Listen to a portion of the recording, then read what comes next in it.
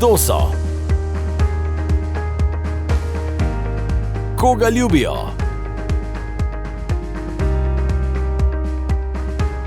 Komu verjamejo?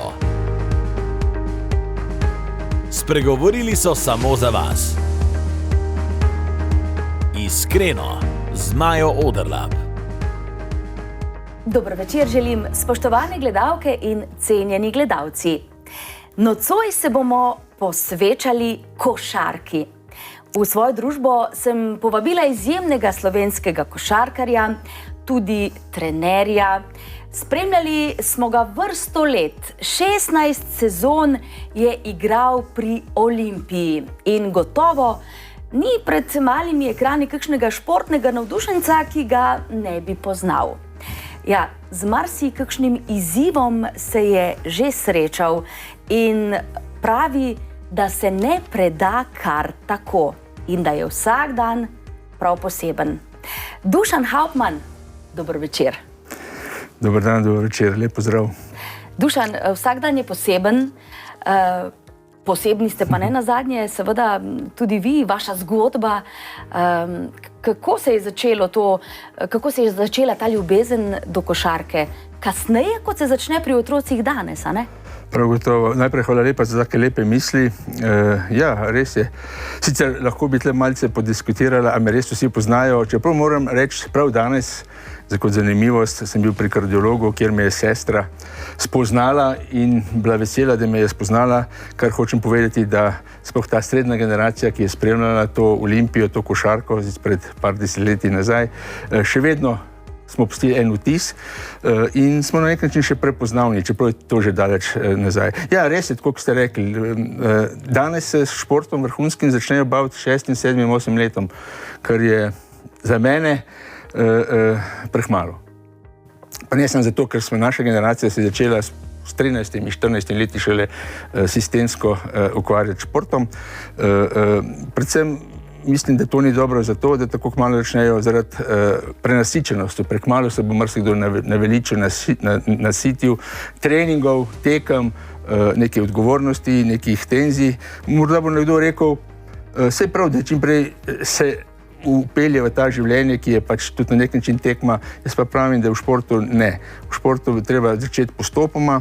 Sam sem pristaš postopnosti. Postopoma. Tudi zato sem uspel biti kot igralec 20 let na igrišču, kar je danes težko ponoviti, vsaj v košarki.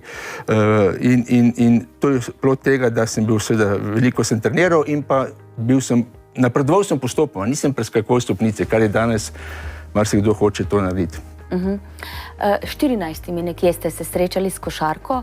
V Litiji je bilo to, kako se spomnite svojega zgodnjega otroštva? Spomnim se dobro, ker me večkrat to sprašuje. Tudi v lanskem letu smo praznovali 30 let Olimpija, ta generacija, ki je osvojila evropski pokal, ki je bila tretja v Evropi, v Rimu leta 1997 smo se dobili ob 30-letnici in smo obnavljali te spomine, tako da nekaj spominov smo na novo obnovili in lahko rečem, da so to prijetni spomini. Ne. To so prijetni spomini, tudi to, da sem v Litiji začel pri 13-14, seveda takrat tudi ni bilo toliko možnosti se ukvarjati športom. Ni bilo toliko različnih športnih panog kot je danes, ko jih je preveč enostavno.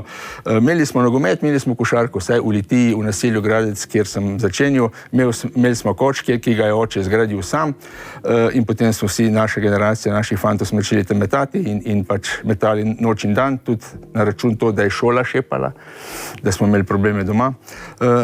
Dobro. Meni to na nek način uspelo, sem ostal v športu cel življenje, še danes sem na nek način v športu, delujem, večinoma ni, ampak ni mi žal, da sem šel po tej poti, kajti šport je en poseben podsistem, če lahko rečem diplomatsko, ki ima več pozitivnih kakor negativnih misli oziroma stvari.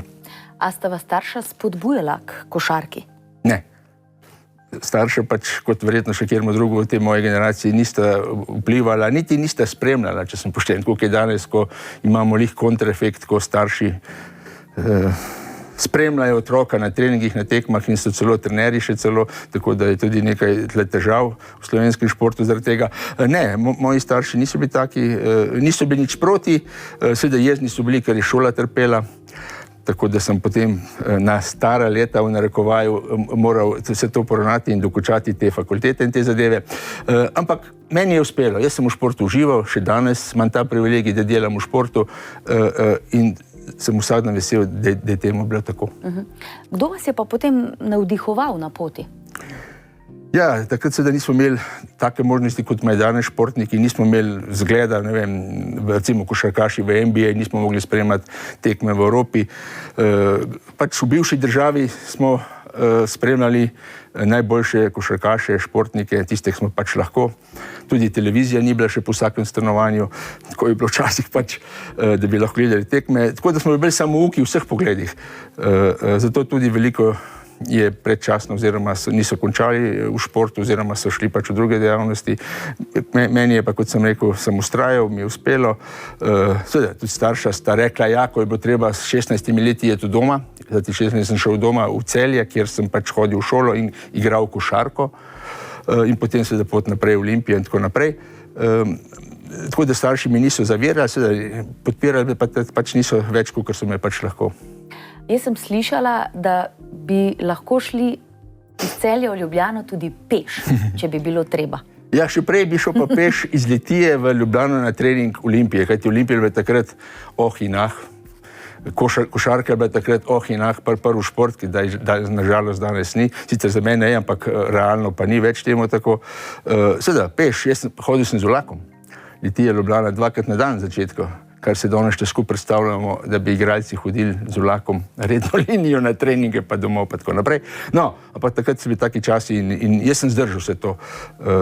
Ker sem imel rad šport, imel sem košarko rad, posebno potem, ko sem začutil, da uspevam, da mi gre dobro.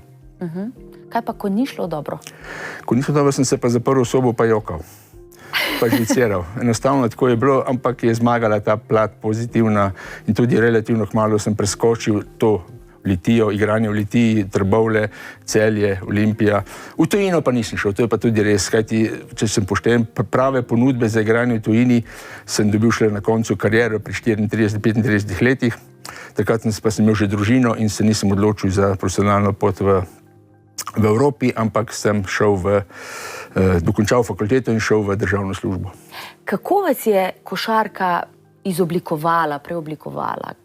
Ker težko si predstavljam eno življenje profesionalnega športnika, to red so, to treningi, prehrana, kar nekaj zadeve, na kar moraš biti pozoren in jih upoštevati, ne? Imate prav. Danes je to še bolj potencirano. Danes, glede to, da vse vedo, vsi enako trenirajo, so malenkosti, ki odločajo, kdo je boljši, kdo je slabši. Včasih je bilo to malce lažje. Jaz sem, kot sem rekel, sem vse podredil športu, sploh potem, ko sem šel v Celje in na to Olimpijo, meni je bila košarka in treniranje zakon. Vse je bilo v drugem planu. Razen žene, seveda, ker poročim se kmalu, vse ostalo sem dal na stran. A ti vse moraš podrediti. Imel sem tudi to srečo v karieri, da je bila žena, ki je znala kuhati, ki mi je pač, ker takrat nismo imeli pripomočkov ali pa kakšnih drugih pomagal, da bi lahko boljše trenirali, pa več trenirali, ampak enostavno je bila hrana tista, ki je držala športnika, da je lahko zdržal vse te napore. Imel sem tudi srečo, da sem malo prišel k trenerju, ki je znal svoj posel, to je Zmago Sagodin v Celju, ki je potenciral delo, ki je veliko treniral, veliko smo trenirali pri njemu. Praktično 11 mesecev na let smo bili v pogonu maksimalnem. Se pravi, marsikdo ni zdržal, jaz pač sem. In smo napredovali. Kajti, če ne treniraš maksimalno in dobro, je težko pričakovati nek rezultat, in osebni, in ekipni. Kot sem rekel, jaz sem na nek način srečo, da sem prišel k takšnemu trenerju in zanimivo je to, da so potem s tem istim Zmagom Sagadin praktično še v Olimpiji sodelovali vse skupaj 15 let, kar je za našega stališča gledati skoraj čudno, nenavadno, ampak jaz sem zdržal, on pa tudi z mano, tako da sva še danes prijatelja. Dejva se obregniti malo ob teh 15 let, ne, tako kot ste rekli, redko kdo, danes je skoraj da nemogoče, ne, ampak to pomeni, da sta oba potrpežljiva. Katere lastnosti so še tiste, za katere bi vi rekli, da vas odlikujejo? Zmago je bil avtoriteta kot človek in kot trener, je veliko zahteval od sebe in od igralcev, ki jih je treniral. In to igralec začuti prej slej. Igralec začuti, da ni trener, bom rekel, v navednicah blefer, da ni nek, ne vem, upijajoč trener, ki upije, to da upije, ampak da ima neko vsebino. In kot sem rekel, Zmago je vedel, kaj dela. Veliko igralcev tudi prenehalo, ker ni zdržalo ta ritem, kajti zahtevali se je ne samo veliko treniranje, 2krat na dan, tudi špartansko življenje, prehranjevanje, tako kot je treba, spanje pravočasno, vse to je bilo pod nadzorom pri Zmagu Sagadini. Jaz sem to padel noter, sem to sprejel, sicer težko rečem, kako to, da sem tako, ampak sem sprejel, potem je pa to že itak pride v kri in posebej, ko vidiš, da imaš rezultate, ko to prinaša nek rezultat, ko dobro igraš in sploh pa potem, ko smo se dobili na Olimpiji, ko je prevzel Olimpijo, seveda moram povedati, da v Ljubljano me je pripeljal Janez Drvalič, tudi legenda slovenske košarke, trenerstva, velik strokovnjak in človek, me je pripeljal v Ljubljano, potem Zmago prišel, Zmago Sagadin in jaz sem zdržal v njem največ zaradi tega, ker sem ga spoštoval, na nek način tudi bal, v navednicah povedano. On je pa tudi verjel vame, kajti 15 let me je gledal, 15 let mi je bil trener, verjetno tudi nekaj videl v meni. Čeprav je pa vedno znal povedati, da nisem rodil kot športnik, kot košarkaš, ampak da sem s pridom, z delom, vse, kar sem dosegel z delom in to je on cenil. Vi ste se tudi na nek način transformirali na poti, najprej od obrambe, pa potem k trojkama, ne? Ja, res je. Seveda, saj v Olimpijo ne moreš priti, saj takrat ne, pa tudi danes ne, z nekom, razen če si Luka Dončić, seveda, z napadom. In jaz sem prišel v Ljubljano kot nek dober obrambni igralec, ki je v Lebele Celja bil zadolžen za obrambo, garanje, delal za druge igralce. Ampak seveda potem sem pa zdržal ta pritisk, ki sem ga bil deležen v Ljubljani, kajti v Ljubljani so bili vrhunski igralci, ki so težko sprejeli kakšnega vase, posebej, ko so začutili, da je do konkurent, ampak jaz sem to zdržal in potem vse tudi prehitev. Ja, seveda, potem pa z leti dobiš neko mirno roko, znan sem bil tudi po svojem metu, pa ne, da bi ga kaj posebno treniral. Enostavno sem to prinesel iz otroških let, ko sem treniral doma v Litiji, v Gradcu, sam na koš metal ta skokšut in jaz sem s tem skokšut in s tem metom za 2 in potem tudi za 3 točke spravljal, kot pravijo seveda moji soigralci, v obup nasprotne igralce. Bil sem precizen. Kot mimogrede lahko še povem tudi na stara leta, ko sem še za veterane se malo igral, je bila še vedno preciznost ostane. Hočem reči, preciznost v košarki ostane tudi potem, ko nehaš se baviti z vrhunskim športom in si rekreativc. Ker veliko lastnosti dejansko potem res športniki prenesete v vsakdanje življenje, točno tako povedati. Meni je to zelo pomagalo, to je lahko zdaj rečem, ko sem se pač srečal s to hudo boleznijo. Prepričan sem, da ne bi zdržal zdravljenja, če ne bi bil športnik, kajti ne samo okoli mene, kjer pač vidiš marsikaj. Sam se vam zahvalil temu, da sem zdržal vse to, kar se je dogajalo, ampak to mi je dal šport. Ja. Šport je torej pomemben v življenju in tako kot je že gost omenil, se je srečal z boleznijo, s katero se gotovo srečujete mnogi. Z boleznijo s 3 črkami, to je rak, trebušne slinavke. Kako se Dušan bori? Zakaj je vsak dan pomemben? Zakaj je šport pomemben? Zakaj je vredno živeti? O tem pa takoj po oglasih. Iskreno z Majo Oderlap. Dobrodošli nazaj v oddajo Iskreno. Nocoj se pogovarjam z izjemnim slovenskim košarkarjem, ki je tako rekoč dobršen del svojega življenja posvetil Olimpiji in košarki. Dušan Hauptmann, kar nekaj sva že povedala o tem, zakaj je dobro biti športnik, ne? Špartanska vzgoja mnoge ne ustavi, tudi vas ni. Pa vendar, življenje ima svoja pota. Srečali ste se z boleznijo. Kako ste sploh ugotovili, da je nekaj narobe? Ja, to je bilo šok. No, se je vsakmu šok, ko človek zboli, ne glede na vrsto bolezni, je težava. Za mene pa sploh, kaj ti nima nobenih simptomov. Kot sem že omenil, jaz sem tudi po karieri bil športno aktiven, tako s tenisom kot s košarko, rekreacijsko in praktično do 60 leta bil na igrišču igral, rekreiral se, po domače povedano, in nobenih težav ni bilo. Dokler nisem po naključju nekako prišel na enem rednem pregledu do teh rezultatov, ki so pol pripeljali do naslednjih pregledov in tako naprej, kot pač gre, in so ugotovili to bolezen, ki človeka prisili, da se usede, ne, pa en čas gleda v prazno. Mimogrede, spomnim se, ker sem to izvedel na infekcijski kliniki v Ljubljani, pa je majhna, zdaj so jo že podrli, ker delajo novo, sem opazil, nisem znal ven prideti. Sem se usedel, bil kot tam, ne vem, kako sem zgledal, verjetno so me čudno gledali, v hodniku sem sedel, pa nisem najdel shoda, pod takim šokom sem bil, ko so mi diagnosticirali, postavili diagnozo rak trebušne slinavke. Seveda potem človek začne to, se malo pride sep, čez dan, dva, začne gledati, kaj to pomeni sploh, kajti jaz nisem nikoli bolan. Jaz nisem nikoli bolan v življenju, vsaj da sem spomnil, kaj, in potem ta smrtna obsodba. In potem zveš, da je to pač neozdravljiva bolezen, ki je v bistvu pri kateri je najmanj medicina napredovala v zadnjih letih.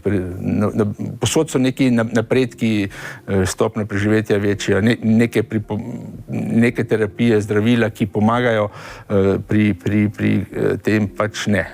Kot mogoče zanimivo, seveda hčerka, ki je pač ima to možnost, mi je dala, se je posvetovala s 3 mnenji v tujini, Italija, Češka, Amerika, kako tam zdravijo to bolezen. Mene je zanimalo, a imamo mi v Sloveniji to se zdraviti, kot je treba, je možnost, kaj druge boljše zdravijo, no, in dobil sem odgovor, lahko povem, da za to bolezen v Sloveniji zdravijo tako, kot so recimo v Bostonu zdravijo, največji kliniki za te zadeve. Tako da sem bil v tej strani pomirjen, pač onkologi v Ljubljani delajo tako, kot treba, in potem se začne zdraviti. To je pač zgodba za sebe, ki jo marsikdo pozna. In to tisto, kar sem prej že tudi omenil, vsaj človek gre, mislim, vsaj jaz kot športnik sem šel v fajt, v borbo, tako je jasno v to, kljub za pripadnosti marsikatero okoli sebe, posebej, ko vidiš, da so mi dali pol leta, ne. Da statistika to pove, ne, sej je težko to v tem govoriti, ampak statistika pove pol leta, je povprečje, ne. Zdaj nekaterim uspe več, jaz sem zdaj že 4. leto, ne, se borim s tem. Ampak zdravljenje je tisto, ki je, a je pravo zdravljenje, recimo, da je, in pa zdržati moš ta zdravljenje. Kajti kemoterapija in sevanje, to je strašen poseg v telo, ne. Operacije. Ta prvo so, da mene so operirali, kemoterapija in sevanje. To je nekaj, kar večinoma ne zdrži, zato ker prideš v bolnico že švoh. Jaz sem pa prišel se zdraviti pri dosti močni telesni kondiciji, kot sem rekel, sem bil aktiven športno do konca in mi je to pomagalo, da sem zdržal vse to. In potem, glej ga zlomka, sem videl, da to uspeva in da zdravljenje uspeva. Vsake 3 mesece, vsake 2 meseca, ki te pregledajo, bolezen je stabilna, ni šla naprej in tu je pol kar prišlo do tega, da je zdaj že 4 leta, kot da sem že kar malo optimist, da bo še nekaj časa trajal. Ampak suma summarum vem, da je to pač bolezen, ki na tem planetu še ni ozdravljiva. Ampak čeprav me vedno okrcajo, ne smeš tako govoriti. Jaz to točno vem, da ne smem govoriti, pa da je to, ampak dejstva so taka, statistika taka. Ampak jaz bom probal to statistiko še malo prevarati. Moj trener Janez Drvarič, ta trener, ki mi je pripeljal v Ljubljano, mi je pač rekel, Dule, igraj čim več podaljškov, pomeni bor se do konca, kajti ta bolezen ima lahko več podaljškov, ne samo 2, 3, ampak več. Pomeni, da treba se boriti do konca, ne. Ampak kako, vem, ko človek to sliši, je šok, tako kot ste rekli, ne? Kako pa potem vsak dan poiskati v nečem motivacijo? Sej res, marsikdo reče, bodi pozitiven, ne? Ampak kako jo vi najdete? To je seveda pozitivno, to je samo po sebi, ampak mi športniki smo že več ali manj vsi borci in tudi zgodbe, ki jih danes lahko v medijih preberemo, še kjer mu se to dogodilo podobna zadeva in se borijo vsi in vsi postavljajo to statistiko na nek način, ne na laž, ampak jo podaljšujejo. Tudi meni to zaenkrat uspeva. Jaz poskušam, da ne razmišljam tukaj vsak dan o tem, čeprav se te zadene, kdaj posebej po noči, ko se pač se zadene ta misel in si trenutku buden in greš lahko samo ven se sprehajati. No, zanimivo se mogoče to, da mi je žena vedno malo ukrca vsake toliko časa, da sem se premalo spremenil v tem smislu, da bi mogel zdaj, ne vem, mogoče se celo sam sebi smiliti ali pa... Jaz živim iz dneva v dan tako, sem vesel vsak dan, da sem tu, to vedno povem vsakmu, poskušam ga živeti čim bolj tako, da ne razmišljam o bolezni. Lahko tudi povem, da tudi po posvetu z onkologom pa zdravstveno službo sem šel celo zdaj nazaj v službo, da se oddaljim od črnih misli pa vseh teh stvari, ki se pač doma, če si cel dan doma, se dogaja, da razmišljaš tudi o teh zadevah. Imam težave zdravstvene, ker pa, kot sem že rekel, bolezen je pustila, oziroma ne bolezen, zdravljenje je pustila težave druge, na srce, na živce, na neke druge zadeve je vplivalo, ampak glavna bolezen stoji in to je meni najbolj važno, tako da lažje prenašam tiste težave, ki jih zdaj zdravimo tudi, med drugim tudi srcene. Ampak se pravim, nočem razmišljati, da bi mogel tako se obnašati. Vsak dan je za mene nekaj posebenega, ne uspe mi vsak dan biti dobre volje, pa ampak opažam pa, da če dalje več nisem, kot pravijo moji sodelavci, pozitiven. Kaj ste pa spremenili, odkar ste izvedeli, da je bolezen tu? Težko je vseb govoriti, ampak po moje vidim, vrednote sigurno ne pomeni mi nič več tisto, kar mi je mogoče še par let nazaj, ki je pomenil, nič mi ne pomeni, materialne dobrine, nič mi ne pomeni, lahko povem, tudi javno, občutljiv sem na to, solze prevrejo na obraz, že pri kakšnem takšnem filmu, kjer so otroci, ki se dogaja kaj grdega z njimi, skratka, občutljiv sem bolj, to priznam, to najbrž nisem edini. Vrednoten se tudi malo spremenil, ne pomenijo več drug. Čeprav po drugi strani se že zalotim, moram povedati, da se že čas jezim že tudi malo na politiko, kar je nepomembno na nek način, ampak že tudi jaz malo, kakšen članek preberem, pa sem malo jezen, kar pomeni, da se vračam v nek tisti stari krog razmišljanja ali pa tista stara pota, ampak načelno suma summarum pa ne. Vidim svet kar z malo drugačnimi zadevami. Ker podpora družine je pomembna, ne? Ja, sigurno, če nimaš ob sebi, poleg tega moraš biti sam, seveda te prav, moraš imeti pa ob sebi človeka in če ne bi imel družine oziroma žene, otroci, dej še 2 vnuka, ki sta oba košarkaša oziroma vnuk pa vnukinja, v bistvu živim samo zdaj, nam rekel za njih, ampak z njima cele dneve, in s tem malo odvrnem misli te negativne, kaj se bo zgodilo, kaj se bo lahko zgodilo. Spet pa imam stik s košarko tudi doma, kot sem že rekel, predvsem vnuk Ian je košarkaš, čeprav je šele 8 let star. Ampak je že aktiven, ne? Zelo aktiven in to me tudi mode današnje generacije, pa to ni samo kot pri košarki, pri vseh športih, začnejo že pri 5, 6, 7, 8 letih. To je z mojimi očmi gledano, ni najboljše. Poleg tega, da ste dedi, ste seveda tudi oče, sinu, hčerki, ste bili lahko vključeni kot oče veliko vzgojo ali je žena tu imela vodilno vlogo pri tem? Ja, to sem spustil, se to ni nič novega, verjetno to gledalci vedo, da vrhunski šport že takrat, pa sploh pa jaz, ker sem bil v takem klubu, kjer se je veliko treniralo, kjer ni bilo neki napoj, je bilo vse maksimalno v cele dneve, otroci so zrasli brez mene in to me strašno veliko zmotne. Mislim, boli me. Moja 2 otroka sta, Luka in Lina, sta zrasla brez mene, se sta odrasla zdaj in Lina ima tudi 2 otroka, kot sem rekel, ampak vseeno, nisem bil z njima takrat, se mogoče pa zdaj tudi bolj z vnukom, zaradi tega se silim zraven, čeprav ni najboljše, da se dedki pa babice silijo zraven na nek način, ampak je to nekaj najlepšega, ki mi pogreje, bom rekel, malo dušo ali pa zato v bistvu zdaj kar živim. Otroci so odrasli, imam pa še ta privilegij, moja cela družina je doma. Vsi smo v eni hiši in to je pa nekaj najlepšega, kar je možno. Oba otroka, oba vnuka, vsi smo doma in to je to. Imate občutek, da vam otroka zamerita ali vi sebi zamerite, da niste bili prisotni? Jaz sebi zamerim. Otroka nista nič športom povezana oziroma spremljala sta ga, pač koliko sta ga morala oziroma sta ga, nimata nič športom, noben se ni navdušil, niti vstal v športu. Ne, mislim, da otroci mi ne zamerijo. Sam se zamerim. Ampak enostavno, da drugače ni bilo takrat možno in je žena držala, vzgajala otroke. Jaz sem jih pa pač, kako temu danes rečemo, z igračami kompenziral tisto ljubezen, ki bi mogel kot oče mogoče več časa z njima preživeti. Je zdravilo tudi glasba?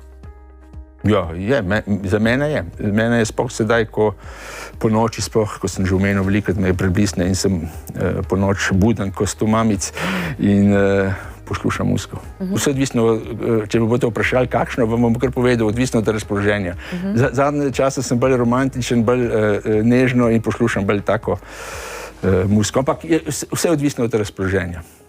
No, naš nocojšnji gost je za skladbo Vmes izbral Čuke. Mi dodajamo novoletno obljubo, ali jih je tudi pri Dušanu kaj, pa bomo izvedeli v nadaljevanju. Ostanite blizu. Iskreno, z Majo Oderlap. Čuki so bili v naši družbi in izjemna, nova, sveža pesem, novoletna obljuba. Dušan Hauptmann pa nocoj moj gost, izjemen slovenski košarkar. Dušan, je kaj priložnosti, pozornosti namenjate obljubam ali ne? Po prvi seveda ne. Pa ne, da kje proti njim. To pomaga marsikatero, meni pač ne. Obljube pomeni, da moraš to tudi storiti. To pri meni ni vedno res. Ne, nisem pristaš teh novoletnih zaljub. Enostavno potem vsak dan bi lahko imel nek način za obljube. Jaz pa sploh v tej situaciji, ki sem zdaj, je vsak dan sprot živim, tako da ne. Nisem se nič zaljubil za novo leto, oziroma ne zaljubil, zaobljubil. Zaljubil sem se ponovno. Ne, zaobljubil se pa nisem nič in enostavno živim dan za dnem. Dušan, dajva se dotakniti še ene teme, ki lahko kar vpliva na psihično stanje tudi človeka, športnika. Težko si predstavljamo, kako se športnik sooča potem s koncem kariere, z neke vrste upokojem. Kako to vpliva na športnika? To je zanimiva zadeva, ki mogoče celo v neki vrste strokovnjaki bi lahko o tem kaj več rekli, oziroma se s tem obadali, kajti marsikdo ima to problem. To sem tudi sam doživel, ko sem bil še v službi na Ministrstvu za šolstvo in šport, kjer smo pač pomagali tem športnikom, ki so zaključevali kariero, ki so imeli probleme. Takšne in drugačne. Pa ne bomo zdaj v medijih, ki je to nepomembno. To je lahko problem, predvsem, če nisi pripravljen na to. Jaz sem se upokojil profesionalno košarko v zrelih letih, z družino, in sem lahko kompenziral, tudi v študij sem se ponovno takrat vključil, tako da sem bil zapolnjen čas, da nisem imel čas razmišljati, kaj pa zdaj, pa kako pa zdaj. Jasno, z igranjem si jaz, pa še marsikdo v moji generaciji, nismo zagotovili taka sredstva, da bi lahko šli v pokoj, ampak smo mogli nekaj na novo. In jaz sem pač šel v študij in potem v službo. Vsak ima nek svoj način. Marsikdo pa vem, da tudi takrat in tudi danes ima problem, kaj se daj.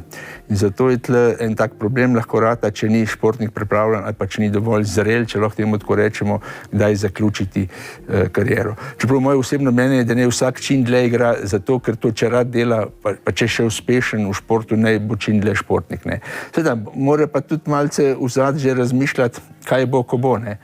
Sploh, če je njim uspelo se prodati v tujino, kjer bi se eksistenčno s tem pač rešil, če lahko temu tako rečemo, kajti če celo kariero, tako sem jaz si v Sloveniji, pomeni, da moraš po koncu kariere še kaj drugega delati. Ali se pa naučiti delati, kar pa športnikom ni problem, kaj so navajeni na odrekanje, na garanje, da prideš do nekega cilja. Tako da to je neka tema, ki bi mogli več o tem govoriti, da bi s tem pomagali mogoče nekaterim, ki imajo to problem ob koncu kariere. S kakšnimi, a ste vi imeli kakšne težave, recimo, a vas je kaj stiskalo, ko se je bližal tisti čas, ko ste rekli, naslednja sezona ne bom več profesionalno igral? Če se spomnim, ne, kajti moj trener tudi na koncu kariere bo zmagal vsak dan, moj trener, tako sem ga že večkrat omenil, mene on ni silil v upokojitev. On nasprotno ni nikoli to niti ni omenil, saj meni osebno. Tako da to je bila moja odločitev, zdaj pa dovolj na nek način. Ampak jaz sem imel to srečo, a pa spet bom rekel privilegij, da sem ostal v klubu, kjer sem doštudiral, upravljal delo trenerja, športnega direktorja, funkcionarja in sem ublažil ta prepad čeprav ti je hudo, ko pač nisi več na igrišču, kajti najlepše in najboljše biti igralec, vse ostalo je težje v športu, tudi danes je temu tako. Mislim, na ta način, ko sem ostal v športu kot funkcionar, kot trener, lažje ta prehod upravil, dokler nisem pač po nekih letih se zaposlil v redno službo, potem pa da se počasi oddališ od tega vrhunskega športa. Kako ste pa kot še aktiven športnik, košarkar, doživljali tisto euforijo, navijačev, polnega Tivolija, recimo. Malce pogrešaš, moram priznati, kot sem že omenil, mi smo bili v tistih 90-ih letih, pa tudi na koncu bivše države, oziroma zadnja leta bivše države, pa prva 10 let v novi državi, zelo popularni košarkaši Olimpije, zelo popularni. Sicer, jaz sem bil poseben slučaj, kajti jaz sem se vozil domov v Litijo vsak dan in nisem ustal v Ljubljani, tako kot moji soigralci, ki so imeli mogoče več težav s tem popularnostjo. Jaz sem po vsaki tekmi treningu šel domov v Litijo, kjer nisem bil tako popularen, nisem bil na udaru, kar so se mnogi čudili, kako je to lahko, ampak tako je bilo. Nisem imel nekaj težav. Vem pa, da moji mlajši soigralci so imeli težava tudi z obiskom v gostilnah, ali pa ko so hodili na kosil, so imeli te neke težave, pa s čaščenjem, pa tako naprej, ko so jih hoteli počastiti navijači. Suma sumaru, bili smo na udaru takrat košarkaši, ker v tistih sploh prvih letih samosvojitve ni bilo veliko vrhunskega športa uspešnega, bilo še nekaj posameznikov od kolektivnih športov, pa praktično smo bili sami košarkaši na udaru in smo prva leta tudi promovirali državo po Evropi košarkaši, kar je bil tudi neki poseben počutek, vsaj meni, ko smo imeli svojo državo in jo predstavljali tujini. Meni je bilo suma sumaru lažje, ker sem, ko sem ustal v športu, pa sem postopoma učel na nek način v športa v državno službo. Nisem takoj prekinil čez noč. Zdaj še ohranjate kakšne stike z bivšimi kolegi, sodelavci, če smem tako reči, iz Olimpije športa? Ja, in to vedno rad povem z veseljem. Praktično so mi moji kolegi, ne vsi, pač sem ne moreš imeti, te trije spravili ven.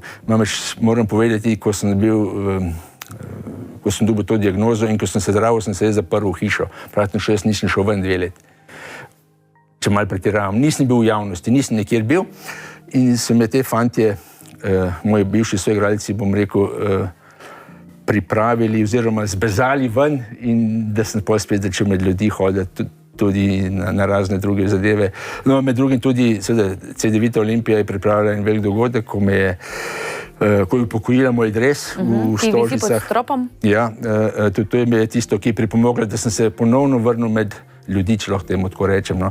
Ampak enostavno sem imel težavo se ponovno vključiti, pa odgovarjati novinarjem, pa prijateljevati, pa sem pa kaj. Ampak moji trije soigralci, Boris, Roman pa Jure, so tisti, ki so mi fejst pomagali. Mogoče se tega še oni ne zavejo, kako so me s tem, ko so me... In sedaj mi se dobivamo mesečno na kavi in debatiramo o košarki, seveda. O čem pa drugem, ne? Ja, pa v športu, pa zakaj ni tako, ker je bil čas, pa tako naprej.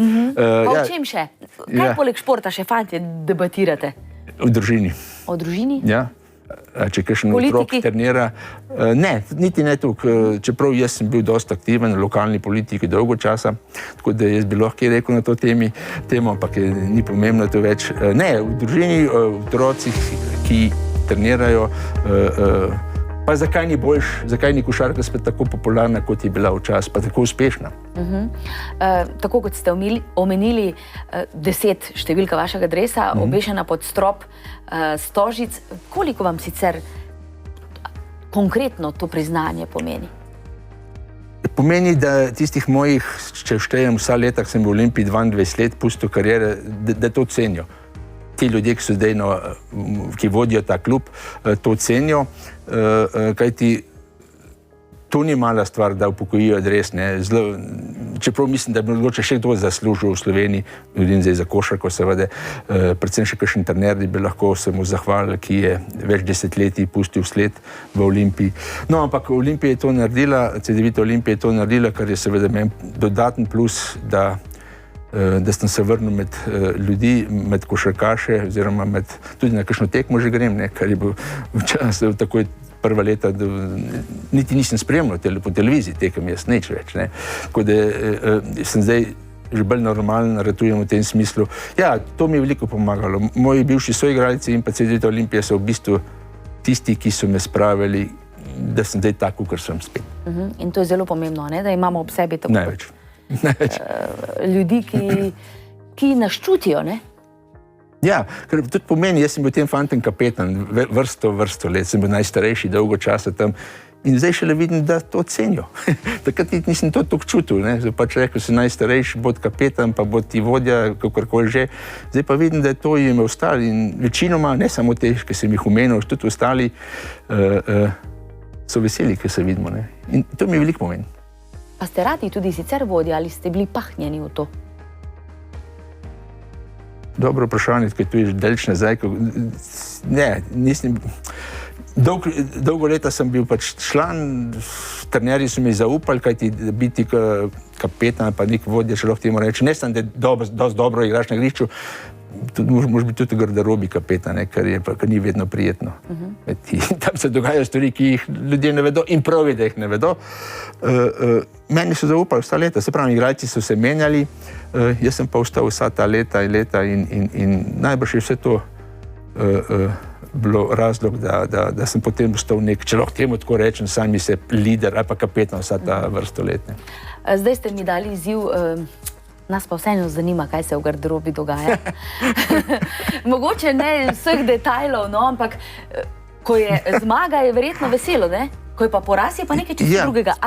Zdaj so drugi časi, da bom težko, jaz se lahko komentiram mojih 20 let karijere tam v tistem stvar, ker ipak smo bili tam, vseeno smo nekaj doživeli tudi v garderobi. Ja, pa ni to zdaj čisto zmaga, veselje, poraz, žalost. So tudi konflikti drugačni, kajti prihajamo iz različnih koncev, vsak dan smo skupaj po 5-6 ur, več kot z partnerjem, ženo, kakorkoli že včas, in to se pride do nekih konfliktov, do antipatije, zazoprnosti, kar hitro vse mine. To je misli, to hitro se mine. Ampak včasih tudi kakšen, kaj preleti po zrak. Ampak to je redkost. Je pa tudi to. Ampak v končni suma sumaru smo mi potem na igrišču, se to mislim, da se ni videli, tudi zdaj se ne vidi, pa verjamem, da imajo tudi težave noter. Čeprav je ena velika razlika, v mojem času tujcev ni bilo, no zadnja leta je Zmago pripeljal tudi temnopolte igralce, oziroma v Olimpiji bil prvi temnopolti igralec v Sloveniji, v naši državi, prej ni bilo.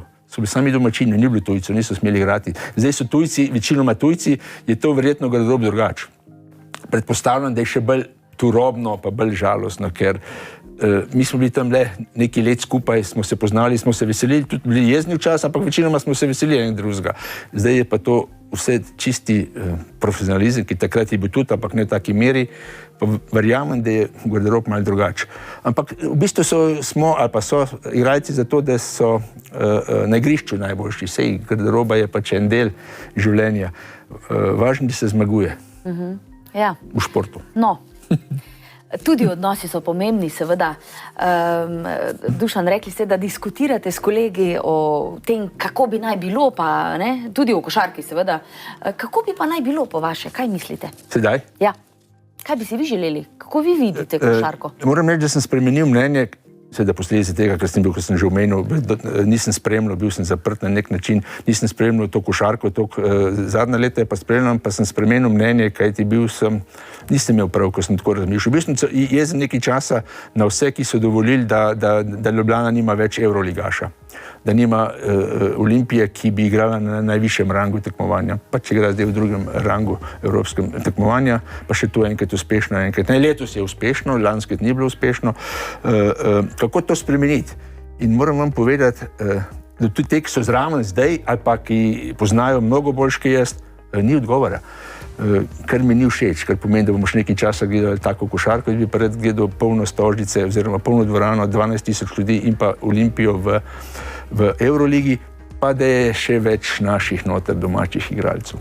Na to sem tudi občutljiv, pač kot Slovenc pogrešam tega veliko. Ampak enostavno v tem trenutku se ne da drugače. In jih popolnoma razumem trenutno vodstvo, da je to, kar je maksimum, in samo upam, da bo činili tako, kot je. No, o čem še sanjari naš gost? Gotovo je kaj, kar ga spravi v smeh, v dobro voljo. Kako pestri so njegovi dnevi zdaj nekoliko drugače?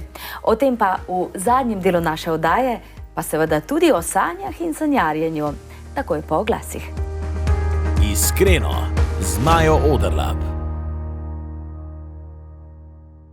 Dobrodošli nazaj. V čast mi je, da je nocoj na, ne bom rekla vročem stolu, ampak na prijetnem stolu oddaje Iskreno Dušan Hauptmann. Dušan, povejte nam zdaj res iskreno, kdaj vam je bilo kot košarkarju najtežje? Najtežje. Seveda, v fizičnem smislu je bilo velikokrat težko, kajti, kot sem že večkrat rekel, veliko smo trenirali, sploh jaz, ko sem se vozil vsak dan Litija Ljubljana, pomeni, da sem bil vsak dan 2 ure v avtu, plus treningi. V fizičnem smislu je bilo velikokrat meni težko, priznam. Zato sem tudi doma, ko sem prišel, večinoma počival.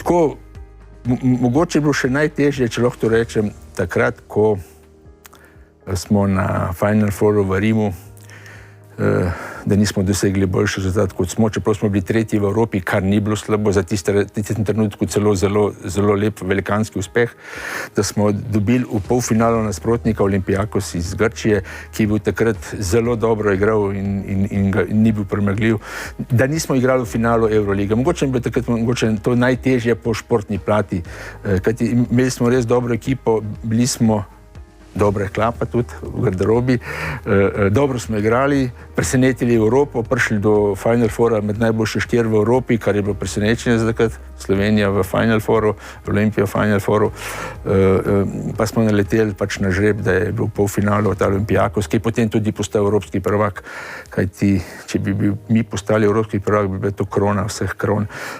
Čeprav nisem žalosten, ali pa da bi rekel, da sem razočaran. Smo imeli tudi mi lepe uspehe, Olimpija v mojih časih imela lepe uspehe. Absolutno se strinjamo in podpišem, vsaj se osebno, pa verjamem, da gledalke in gledalci tudi pravite, da vi živite danes in gremo dan po dan, pa vendar, gotovo so kakšne smele želje, kakšne sanje, poleg klepeta s kolegi. Veliko je stvari, med drugim tudi to, da bi se mi da še daj videla v kakšni taki vdaji, kar pomeni, da sem na pravi poti, da sem še zdrav, bom tako rekel, da lahko pridem v Ljubljano, pa da bi še dolgo spremljal moje vnuke pri njihovih športni karieri.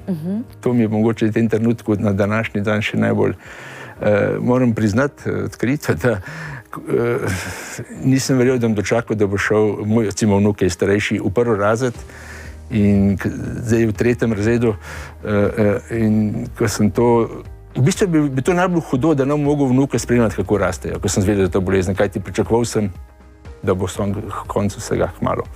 Ampak kot sem že večkrat rekel, 4. leto je tle in mislim še tako predati, da vse od sebe s pomočjo seveda medicine, onkologov, ki vsaj na meni so naredili dobro, pravo pot, pravo zdravilo uporabljali, če lahko temu tako rečemo, še nekaj časa mislim to početi. Hvala lepa za nocoj. Tudi mi vam iz srca privoščimo obilo zdravja, pravi borec ste in naj bo tako tudi v bodoče, pa da se seveda še kdaj vidiva. Hvala za povabilo. Hvala lepa. Hvala lepa pa tudi vam, spoštovani gledalke in gledalci. Gotovo prepričana sem, da je bil Dušan Hauptmann nocoj prava motivacija za vse nas. Živimo danes, no, pa tudi sanjati je treba, pa kdaj sanjariti, ker vse to pa vedno pride z razlogom. Pa lahko noč.